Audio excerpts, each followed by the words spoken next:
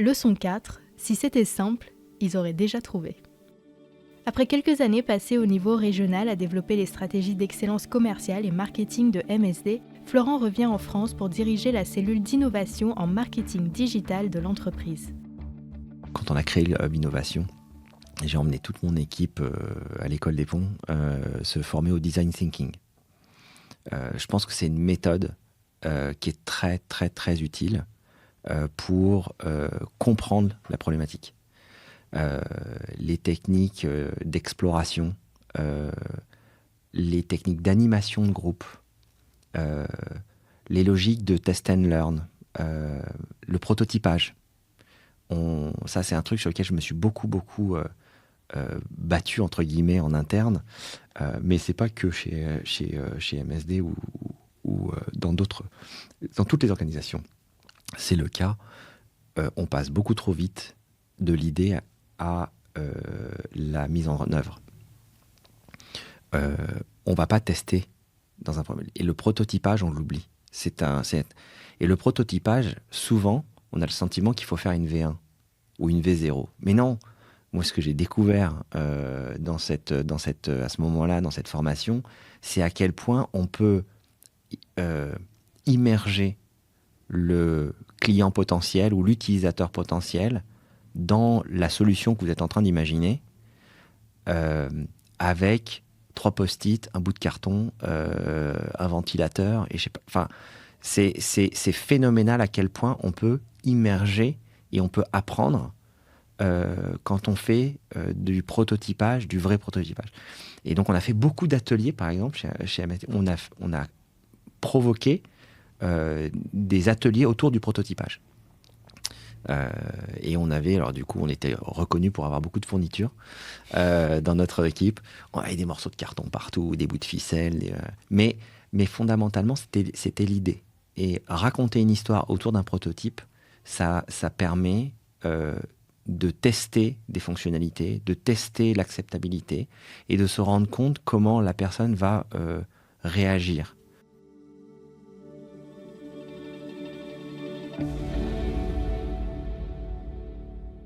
Quand on a une idée, il faut la tester tout de suite.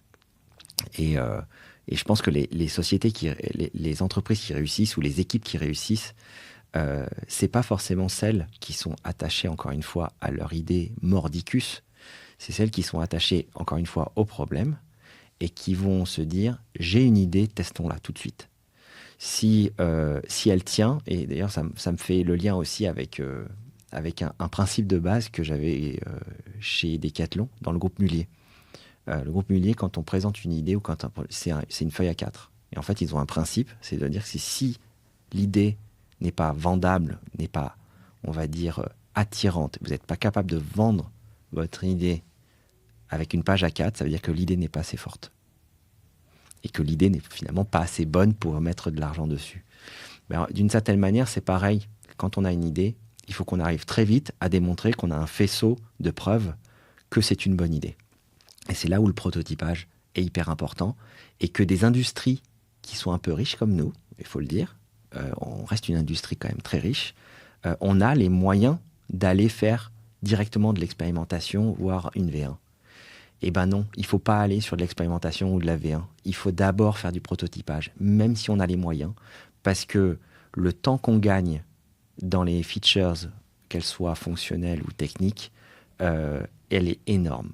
Et l'immersion d'un utilisateur potentiel avec l'idée que vous avez eue, et je vous dis, de temps en temps, ça peut de l'extérieur paraître absolument risible et des situations totalement ubuesques, mais on apporte tellement d'informations que derrière, soit vous validez votre idée, soit vous la bannez immédiatement. Et dites non, ça va pas marcher, il va falloir qu'on reconsidère les choses différemment. Et donc, c'est là où il faut se planter. Le prototypage, c'est vraiment la phase où il faut se planter. Et c'est pas grave si vous le faites 2 fois, 3 fois, mais c'est tellement capital de savoir très vite. Et si votre idée, elle est bonne, si elle apporte de la valeur et qu'elle résout ce problème, il n'y a absolument aucune raison que derrière, vous ne le voyez pas apparaître tout de suite dans le prototypage.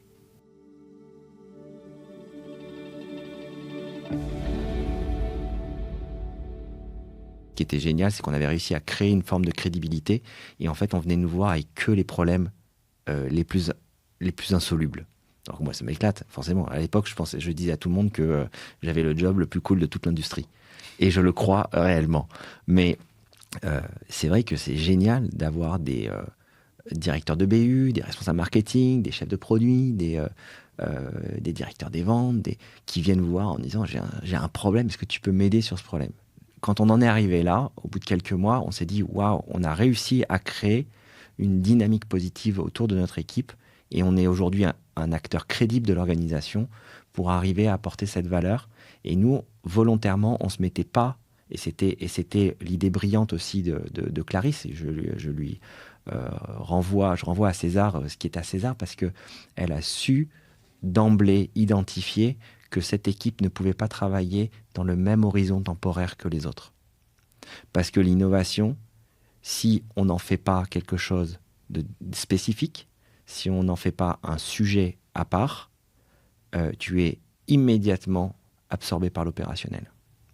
Et faire de l'innovation en plus de l'opérationnel, je ne dis pas que c'est impossible, mais c'est extrêmement compliqué. Ça demande une organisation qui, à mon avis, est quasi impossible. Et donc là, partant de ce constat-là, Clarisse et Rafik Djedour, qui était mon patron à l'époque, ont eu cette intelligence, cette clairvoyance d'identifier qu'à un moment donné, il fallait qu'on sorte cette équipe du day-to-day et qu'on l'inscrive dans un horizon de temps qui était compatible avec l'émergence d'idées un petit peu plus disruptives. Souvent, ce que je dis et ce qu'on avait eu l'occasion d'échanger au moment où on a créé cette équipe, c'est que si c'était simple, ils auraient déjà trouvé l'idée. Donc, c'est compliqué, et si c'est compliqué, ça prend du temps. Et c'est pour ça qu'on avait intégré cette notion de temporalité.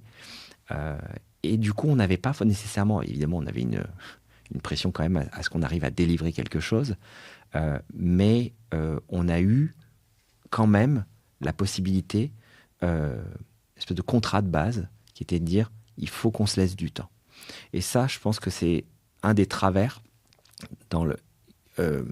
souvent, la prise de risque, elle est perçue parce qu'il faut qu'il y ait une action immédiate.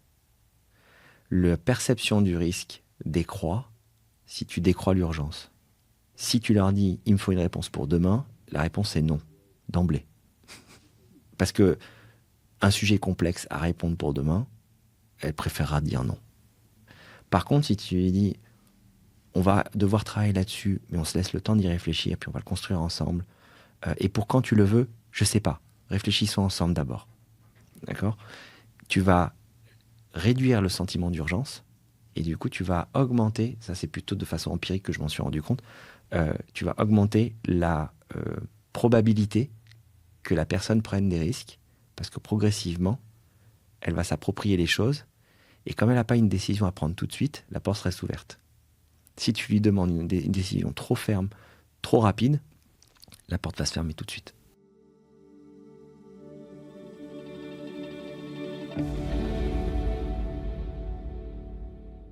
L'innovation et le digital s'inscrivent sur du moyen terme. Donc, notre industrie, elle est par phase, on est sur des temps longs, et puis on a des phases. Et effectivement, il y a des moments où c'est plus compliqué, on va dire financièrement. On a une perte de brevets, on a des génériques qui rentrent, on a un compétiteur majeur, on se fait disrupter sur une classe thérapeutique. C'est notre quotidien dans l'industrie pharmaceutique. On doit l'accepter, et notre rôle en tant que dirigeant, c'est d'accompagner ces organisations à faire ces transitions. Et effectivement, ces transitions, parfois, ça passe par réduire l'horizon de temps. Parce qu'en fait, à court terme, il va falloir qu'on gère un sujet peut-être un peu plus financier. Et couper les initiatives digitales et innovation, et ben en fait, c'est effectivement faire l'arbitrage entre délivrer de la valeur à moyen et long terme versus du court terme. À ce moment-là, pour ces organisations-là, le court terme est plus important. À l'inverse, il y en a d'autres qui sortent de transformation et qui, du coup, réinvestissent dans le digital. C'est le cas aujourd'hui chez Léo Pharma, par exemple, où, effectivement, on est dans transformation de fond de la société. Et aujourd'hui, on rééquipe nos organisations, notamment en France, autour de la data, du digital, mais avec une approche extrêmement pragmatique. Probablement, on a aussi tous appris des expériences passées où, honnêtement, il y a une dizaine d'années ou une quinzaine d'années, lorsqu'on a fait les premières initiatives digitales, on a eu peut-être un peu la naïveté de penser qu'on allait répliquer ce qui était fait dans le digital et la data dans secteurs d'activité comme le retail, par exemple, où ça marchait pas mal. Mais en fait, ce digital marketing, il ne s'applique pas à la pharma. Il va falloir qu'on invente le digital marketing de la pharma. Parce qu'on est dans un monde tellement spécifique. Et c'est un peu la tarte à la crème, ce que je suis en train de dire. Mais c'est la réalité. La façon dont je l'explique aussi, c'est que lorsque vous êtes dans la pharma, les modèles itératifs, ça marche assez mal. Pourquoi ? Parce que quand je prends un exemple d'un document promotionnel ou une campagne emailing ou une campagne digitale. On va lancer une V1. Le modèle traditionnel du digital, c'est de dire je lance une V1, je monitore. 3 semaines après, je réitère, je fais une V2 et j'améliore l'impact et ce modèle itératif. Sauf qu'en pharma, ça ne marche pas, ça. Je vais faire une V1. Déjà, il m'a fallu 3 mois pour créer mon document. Ensuite, il a fallu 3 mois de plus pour le valider par les autorités. Donc déjà, je le lance avec un document qui est un peu moisi.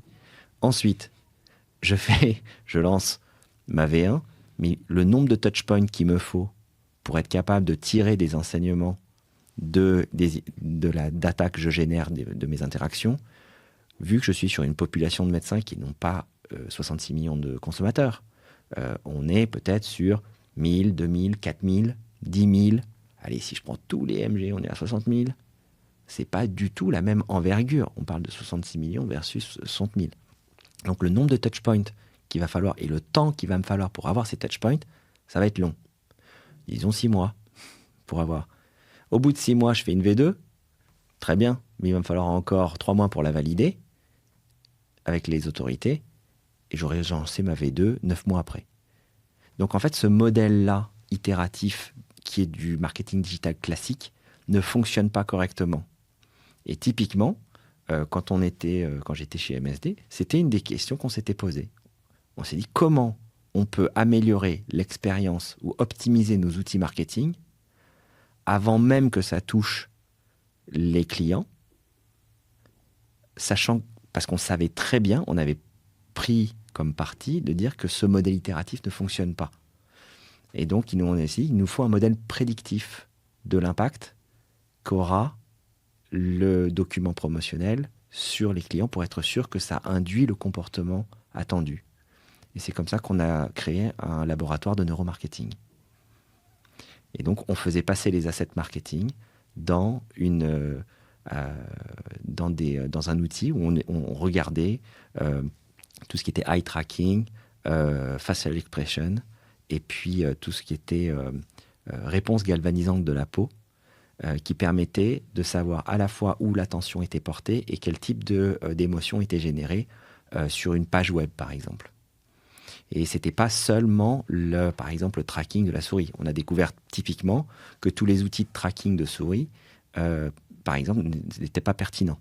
Parce que la souris, ou votre doigt là où vous allez, n'est pas représentatif de l'attention que vous portez. Et ça, c'est un outil qu'on a mis en place, effectivement, pour être capable de créer une V2, d'une certaine manière, de nos documents promotionnels, avant même que ça touche le client. Nous aurions pu continuer à parler d'innovation encore longtemps. Mais pour finir cette leçon, je lui ai posé quelques questions rapides que je vous laisse découvrir. Quelle est ta zone d'inconfort ? En fait, les choses personnelles qui me sont personnelles, c'est quelque chose qui est un peu plus sur lequel je suis moins à l'aise. Je suis très à l'aise avec les autres, c'est-à-dire que on me partage assez facilement des éléments personnels. Je suis assez empathique et j'ai appris à gérer aussi mes propres réactions par rapport à quand les gens partagent des informations un peu lourdes parfois. Et ça, j'ai aucun problème. Par contre, l'inverse est plus compliqué. Est-ce qu'il y a des choses que l'on ne soupçonne pas sur toi? Je crois pas, peut-être naïvement, je crois pas qu'on on ait des surprises avec moi. Euh, La seule chose qui, en général, fait rire, c'est parce que j'habite actuellement sur un bateau, sur une péniche. Donc, en général, les gens me regardent avec des yeux de merde. Enfin, ils disent, mais t'habites sur une péniche? Mais comment ça se fait avec les enfants? Parce que mes petits avaient 6 mois et 4 ans quand on est arrivé dessus. Ils disent, mais ils savent pas nager. Je dis, oui, mais toi, t'habites au 5e étage avec une terrasse et tes enfants, ils savent pas voler. Donc, d'une certaine manière, c'est pareil. Mais c'est la seule chose. Je crois pas que... Je suis assez transparent. Il n'y a pas vraiment de surprise avec moi. Qu'est-ce qui te révolte dans la vie? L'injustice, et encore plus, je vais aller encore plus loin, c'est l'injustice vis-à-vis des enfants. Moi, ce qui me fait vriller, c'est les enfants. Un enfant qui pleure, je suis incapable de gérer. C'est horrible. je suis incapable. Alors, vous imaginez, quand j'étais sur la maladie de Pompe, qui est une maladie qui touche essentiellement les enfants, qui est une maladie neuromusculaire où je visitais les pédiatres, que j'allais en réa néonate, ouais, là j'ai pris un peu cher, mais en même temps, c'est une source de motivation en se disant, ben, on sait pourquoi on est là. Quel est l'adage qui te guide au quotidien? Bah, je pense qu'on en a parlé tout à l'heure, hein, c'est If you fail, fail fast and learn.